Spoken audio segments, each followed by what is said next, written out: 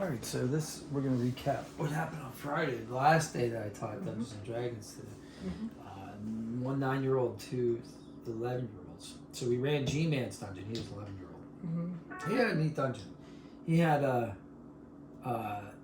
big boss fight. Well, he had not a boss fight as much as he had just like this whole army at the end. But by the time he got there, he was like... Oh, yeah, I wasn't really paying attention. He was done. But, like, he had all these different obstacles and things. It was cool. He had lava. And, you know, you had to do kind of a Super Mario-like thing over the lava. And right. He had lots of guards.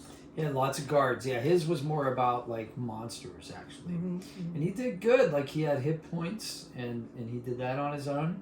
And he had, like, you know, how much it would take to hit certain guards, and you know, he ran a really good dungeon. I thought it was pretty well thought out. Yeah, it was a good map. He had control over the situation. Oh yeah, he took total control. Like he had no problem with that. Like he definitely had that. And then Eli, we finished up Eli's bank robbery dungeon. It was basically a bank, and got in the vault. And oh, I know what it was. So we were trying to figure out how to get into we got into the vault. The vault was open or something. We got into it. But we were trying to figure out how to get into this cage where the money was. And he said there was a 6-digit code. So I had to like go get the 6-digit code, right? Yeah. So like I find it somehow, and then G-Man is playing a character at this point. And he's singing in the middle of the room something like, "Stupid ways to die," or "Dumb ways to die," or I don't know, some song, I don't know. And then I come out and I'm like, okay, I whisper to him like the code is 578237. He's like 578237. Oh my god! It was so awesome.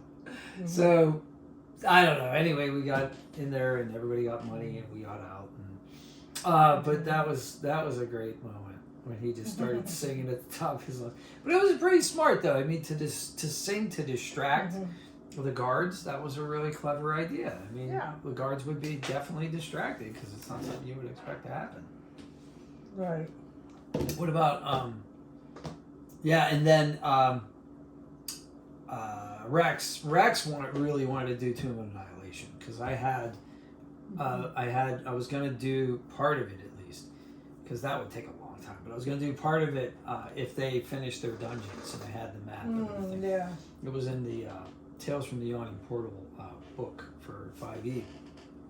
Dungeons Dragons 5e. So I was going to run it, and I only got to run like the beginning. We met Jimmy again. Jimmy the Spider. He gave everybody money, and that was that, and everything was over. So we divvied up all the little figurines that we had, and we gave them all the figurines. And they got dice. And Tara had a bunch of snacks. And and at the end we had these 3 dragon figurines that were awesome. And we held those back because originally we thought we were going to have 4 students. There were only 3 dragons in the pack that we got. It was 93 characters, 13 different styles with 3 different colors. Anyway, and 2 of each color. But so we gave them each one of those dragons. They seemed pretty happy about that.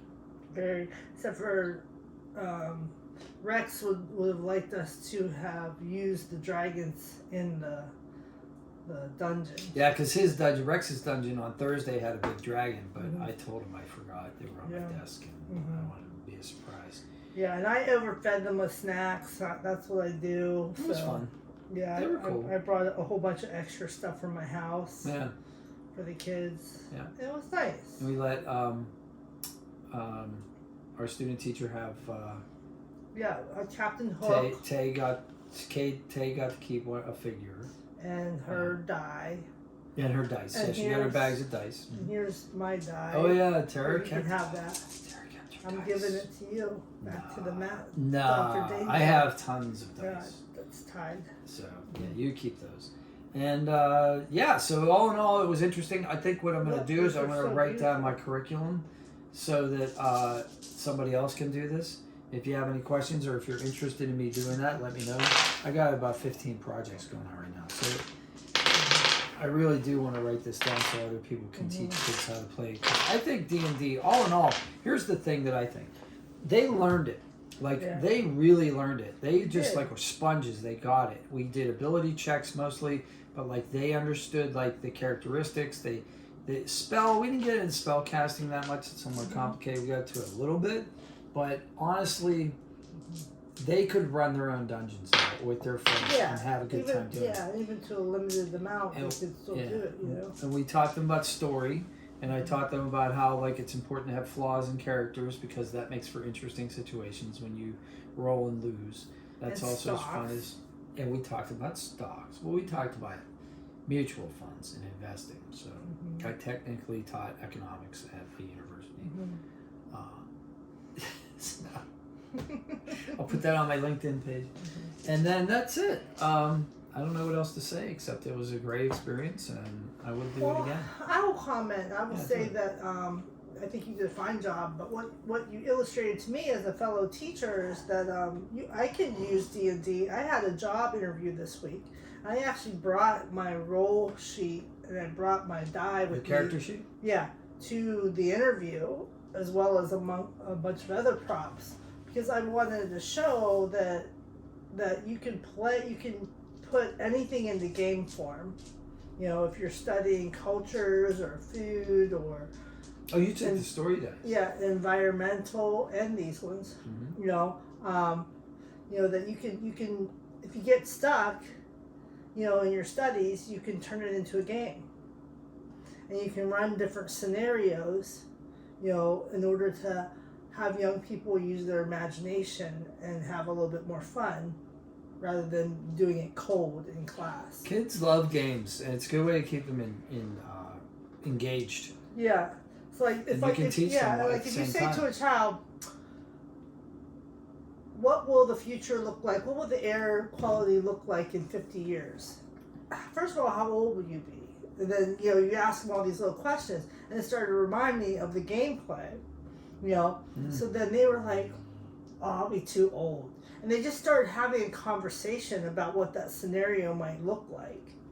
So, and I think that would be easier done kind of in game form because I had 7 students and then only really 2 talked a lot through that.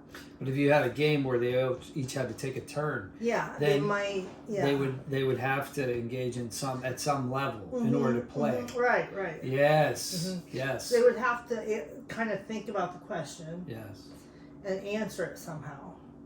I like it. I had one girl said she thought the air quality would be better because we have ways to map it now. She may be right. Our technology is more advanced. But the other kid was like, no, I think we're going back into the industrial age and it's just not, it's going to be worse.